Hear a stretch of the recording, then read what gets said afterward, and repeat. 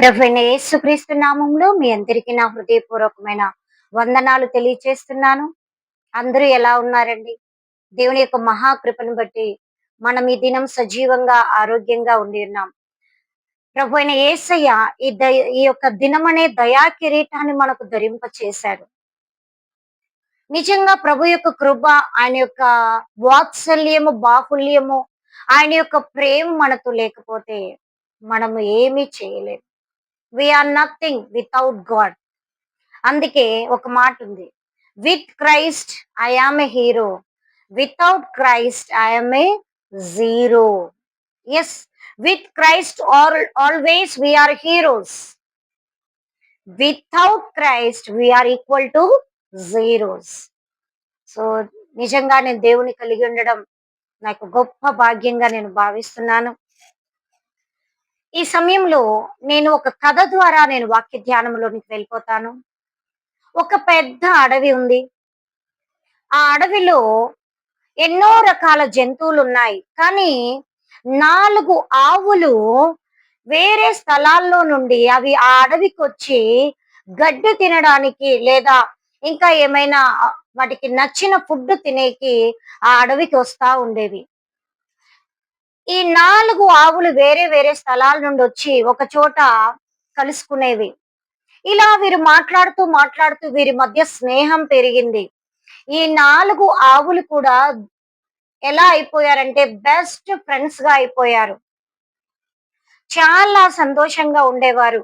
ఎక్కడికంటే అక్కడికి నలుగురు కలిసి గడ్డి మేయడం, నలుగురు కలిసి వాటర్ తాగడం, మళ్ళీ ఈవినింగ్ అయిపోయిందంటే వాళ్ళ యొక్క కాపర్లు వచ్చి వాడిని తీసుకొని వెళ్ళిపోయేవారు. ఇలా ఉంటుండగా వీరికి తెలియకుండా ఒక పెద్ద ప్రమాదం అనే ఒక సింహము వీటి నలుగురిని చూస్తా ఉండేది. ఎప్పుడెప్పుడు ఈ ఆవులు సపరేట్ అయిపోతాయా, వీటిని నలుగురు కలిసుంటే తినలేకపోతున్నాను, ఒకవేళ నేను ఒక ఆవు మీద పడి తింటుంటే 3 ఆవులు వచ్చి నన్ను తొక్కి చంపుతాయేమో, వీటి చేతిలో నేను చావడం కాదు, నా చేతిలో ఇవి చావాలి, ఎప్పుడెప్పుడు నేను వీటిని ఒక్కొక్కటిగా చంపి తినాలా అని ఆశ పెంచుకుంటూ సమయం కొరకు ఒక ప్రమాదం లాగా ఎదురు చూస్తా ఉండేది ఈ సింహము. కానీ దాని కోరిక కొన్ని రోజుల వరకు నెరవేరలేదు. సడన్ గా ఒక రోజు ఏమైందంటే ఈ 4 ఆవులకు మధ్య మాట పెరిగి చిన్న గొడవ స్టార్ట్ అయింది. ఇంక ఇవి 4 ఆవులు అనుకున్నాయి, ఛీ మీతో నాకు స్నేహం వద్దు, నేను మీతో ఉండను, నేను మీతో గడ్డి తినను, నేను మీతో ఉండను, నేను మీతో వాటర్ తాగేకి రాను, నా దారి నాది, మీ దారి మీది అని చెప్పి 4 ఆవులు కూడా సపరేట్ అయిపోయాయి. వాళ్ళ స్నేహం ఏమైపోయిందంటే వాట్ ఇట్ హ్యాడ్ బ్రోకెన్ అన్నమాట. అప్పుడు ఈ సింహానికి చాలా సంతోషం అయిపోయింది. అబ్బా, ఎన్ని రోజులకు నా కోరిక నెరవేరబోతుంది, ఇంకా గలాట పడండి, ఇంకా గొడవ పడండి అని మనసులో అనుకుంటూ హాయిగా చూస్తా ఉంది. ఇంకా ఎవరింటికి వెళ్ళిపోయినాయి, కాపర్లు తీసుకెళ్ళిపోయినారు. మరలా తెల్లవారింది. ఆ 4 ఆవులు మరలా అడవికి వచ్చాయి. కానీ ఒకరి మొహం ఒకరు చూసుకోవట్లేదు. గొడవ పడినాయి కదా, మాట్లాడుకోమనుకున్నాయి కదా. ఇంకా ఒక ఆవు ఒక పక్కకి వెళ్ళిపోయింది, ఇంకో ఆవు ఇంకో పక్కకి వెళ్ళిపోయింది, ఇంకో ఆవు ఇంకో పక్కకి వెళ్ళిపోయింది, ఇంకో ఆవు ఇంకో పక్కకి వెళ్ళిపోయింది. ఇదే ఛాన్స్ అని చెప్పి సింహం ఏం చేసిందంటే ఒక ఆవు మీద అట్లే పడిపోయింది. పడిపోయిన వెంటనే ఈ 3 ఆవులు దో అవి విడిపోయినట్టే ఉన్నాయి, కానీ లోపల ఎంతో కొంత ప్రేమ ఉంటుంది కదా. ఏ ఆవుకైనా ఏమైనా ప్రమాదం జరుగుతుందేమో అని దూరం వెళ్లకుండా దగ్గరలోనే కొంచెం కొంచెం దూరంలో వాకబుల్ డిస్టెన్స్ లో ఉన్నాయి. అది ఎప్పుడైతే సింహము ఒక ఆవు మీదకి పడిందో వెంటనే 3 ఆవులు పరిగెత్తుకొని వచ్చి ఆ సింహాన్ని తొక్కి చంపేశాయి. ఎంత ధైర్యం రా సింహం నీకు, మేం విడిపోయాం అనుకున్నావా, మమ్మల్ని చంపాలనుకున్నావా అని చెప్పి సింహాన్ని తొక్కి చంపేసినాక అప్పుడు ఈ 4 ఆవులు కళ్ళల్లో నీళ్లు పెట్టుకొని ఒరే మనం ఎంత తప్పు చేసినామో, మనం నలుగురు కలిసి ఉన్నప్పుడు ఏ సింహము కూడా మన మీద దాడి చేయలేదు. ఎప్పుడైతే మనం నలుగురు విడిపోయినామో సింహము ఒక్కొక్కరిని పట్టుకొని చంపి తినాలనుకునింది. వద్దు, మనం ఇలా విడిపోవడం వల్ల నష్టము మనకే, మన శరీరానికే, మన ప్రాణానికే, కానీ ఆ సింహానికి లేదా వచ్చే ప్రమాదానికి నష్టం లేదు. ఈ రోజు నుండి మరలా మనం ఏమైపోదాం? ఫ్రెండ్స్ అయిపోదాం. మనం కలిసి ఉందాం. మనం విడిపోకూడదు. ఒకవేళ కలిసి ఉండకూడదని విడిపోయామంటే సింహమే కాదు, ఏ జంతువైనా వచ్చి మనల్ని తినేస్తుంది. మనము నష్టపోతాము. మనం ఎందుకు మన ప్రాణాలు కోల్పోవాలా? ఐక్యంగా ఉంటే, ఫ్రెండ్స్ గా ఉంటే ఏ ప్రమాదాన్నైనా మనము ఎదుర్కోవచ్చు. ఆ యొక్క సింహం వచ్చింది, దాన్ని మనం నలుగురం కలిసి చంపేశాం. ఇది మనలో ఉండే ఐక్యత. మనం కలిసి ఉంటే ఏదైనా సాధించొచ్చు అని చెప్పి ఆ 4 ఆవులు ఒకరికొకరు క్షమాపణ అడుక్కొని మరలా ఆ రోజు నుండి ఏమైపోయాయి? ఫ్రెండ్స్ అయిపోయాయి. హల్లెలూయా, హల్లెలూయా. నేను ఎందుకు ఈ కథను చెప్పాల్సి వచ్చిందంటే, నాకు మామూలుగా వాక్య ధ్యానంలోకి వెళ్ళాల ముందు డైరెక్ట్ గా నేను వాక్యంలోనికి వెళ్ళను. కొన్ని కథల ద్వారా వెళ్ళినప్పుడు అది ఎలా ఉంటుందంటే చాలా ఆలోచింపచేస్తాం. మనం బైబిల్ గ్రంథంలో చూసినట్లయితే దయచేసి అందరం చూద్దాం. 133వ కీర్తన మొదటి అధ్యాయం చూద్దామండి. మొదటి వచనం. 133వ కీర్తన మొదటి వచనము. సహోదరులు ఐక్యత కలిగి నివసించుట ఎంత మేలు, ఎంత మనోహరము. హల్లెలూయా, హల్లెలూయా. ఇక్కడ దేవుని యొక్క వాక్యం చెప్తుంది ఏంటంటే, సహోదరులు ఐక్యత కలిగి ఉండుట ఎంత మేలు, ఎంత మనోహరము. ఎస్, ఈ ఆవులు నలుగురు కలిసి ఉన్నంత సేపు ఏ ప్రమాదము వాటిని ఏం చేయలేకపోయింది. కానీ ఎప్పుడైతే వాటి ఐక్యతను అవి విడిచిపెట్టాయో వెంటనే ఒక ప్రమాదం అనే సింహము వాణ్ణి మృంగేయడానికి, వాణ్ణి తినేయడానికి అది వచ్చేసింది. మనం కూడా ఎలా ఉంటున్నాం మన క్రైస్తవ జీవితంలో, మన కుటుంబ జీవితంలో, మన సంఘ జీవితంలో ఐక్యత అనేది మనకున్నదా? ఐక్యత, ఈ యొక్క ఐక్యత ఎప్పుడైతే మనలో సహోదరుల మధ్య, కుటుంబాల్లో, సంఘాల్లో ఉంటుందో ఎలాంటి దాన్నైనా కూడా మనం ఈజీగా జయించగలం.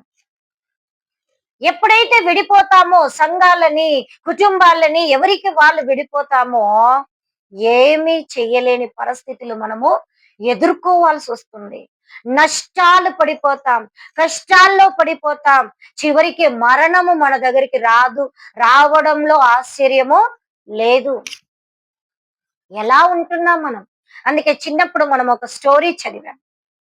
మీ అందరికీ తెలిసిన స్టోరీ, మనందరికీ చాలా బాగా తెలిసిన స్టోరీ. ఒక రైతుకి 3 కొడుకులు ఉన్నారు. ఆ 3 కొడుకులు ఎలాంటి వారంటే సోమరులు, సోమరులు. ఒకరికొకరు సహాయం చేసుకోరు, ఒకరికొకరు ఏది చేయరు, సోంబేర్లుగా ఉంటారు. తండ్రి కొడుకుల్ని చూసి బాధపడేవాడు, ఏమిరా వీళ్ళు ఇట్లున్నారు అని చెప్పి ఆలోచించి ఆలోచించి ఆ తండ్రికి అనారోగ్యం వచ్చేసింది.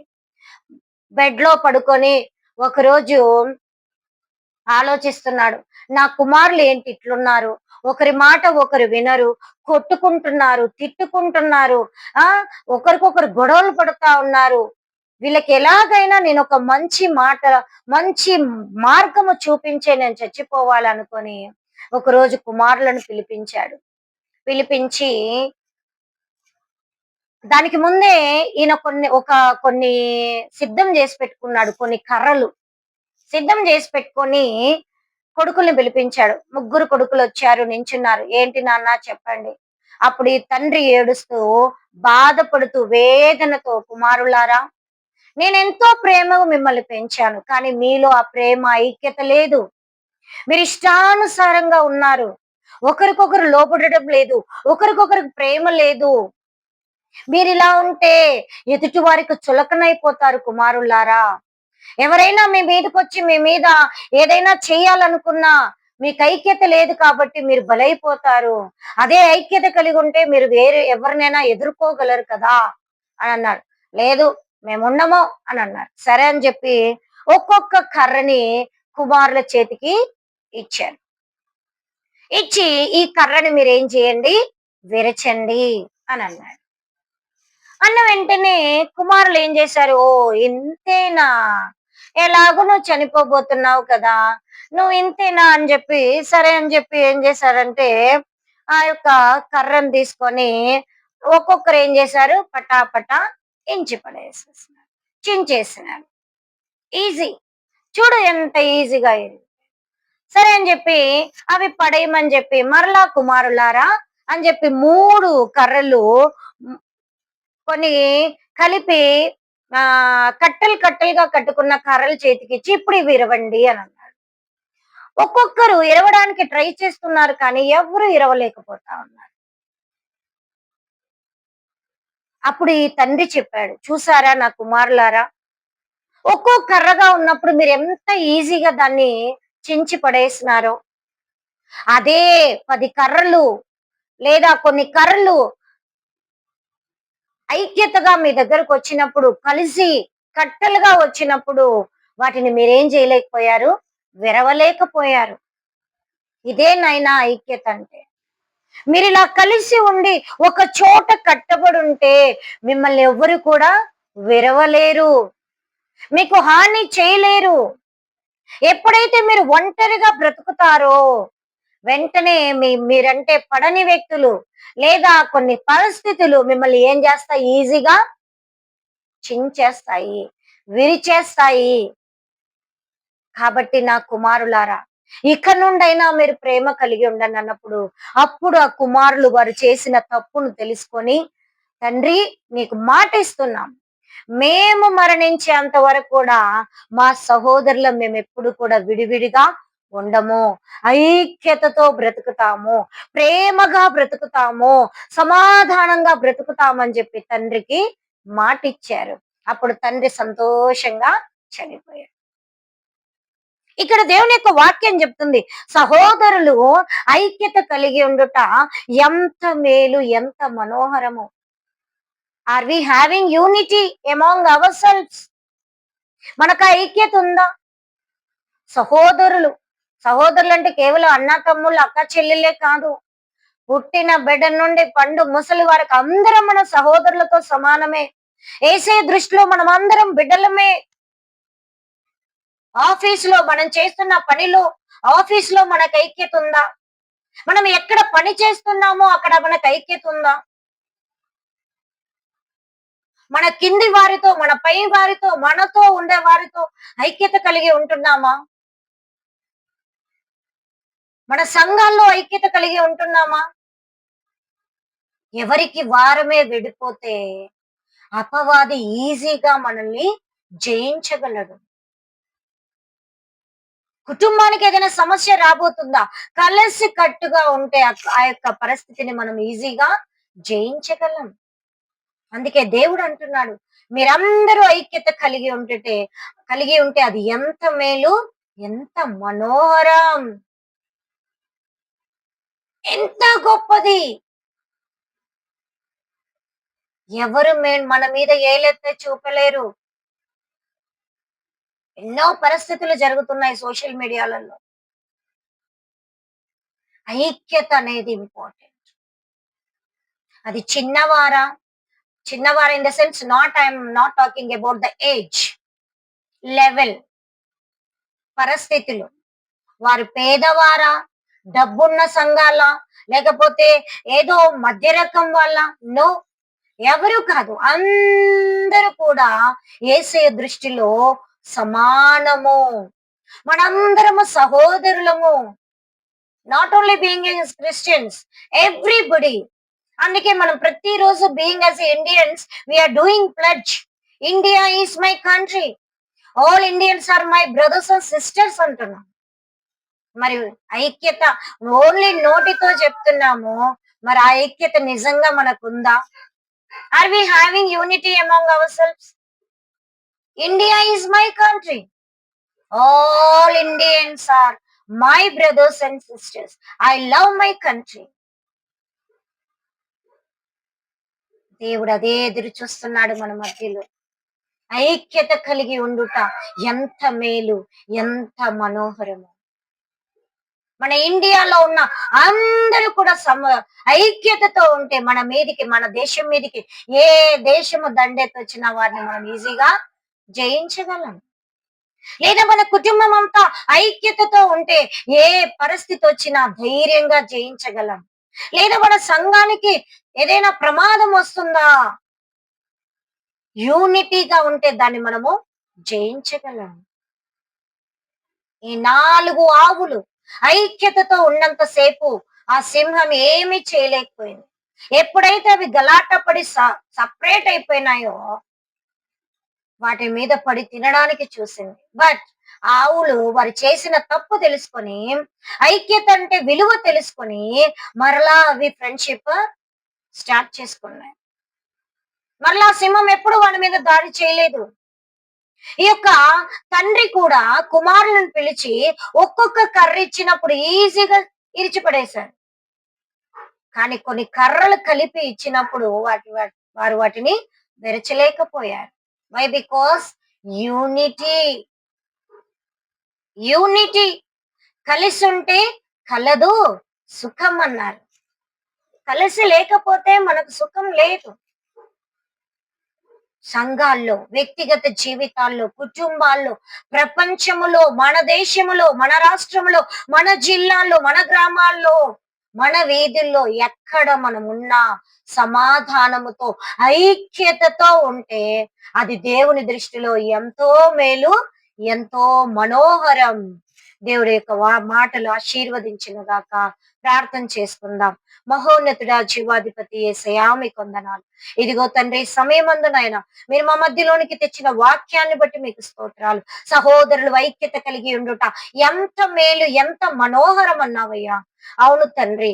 అయ్యా, మా భారతదేశంలో ఉన్న మేమందరము కూడా ఐక్యత కలిగి సంఘాలు, కుటుంబాలు, వ్యక్తిగత జీవితాలు అందరము కూడా ఐక్యత కలిగి ఉన్నప్పుడు మీ యొక్క దృష్టిలో ఎంతో మేలు, ఎంతో మనోహరంగా మీరు చూస్తారని మేము విని ఉన్నాం. వాక్యాన్ని మాలో నీరు కట్టి ఫలింప చేయండి.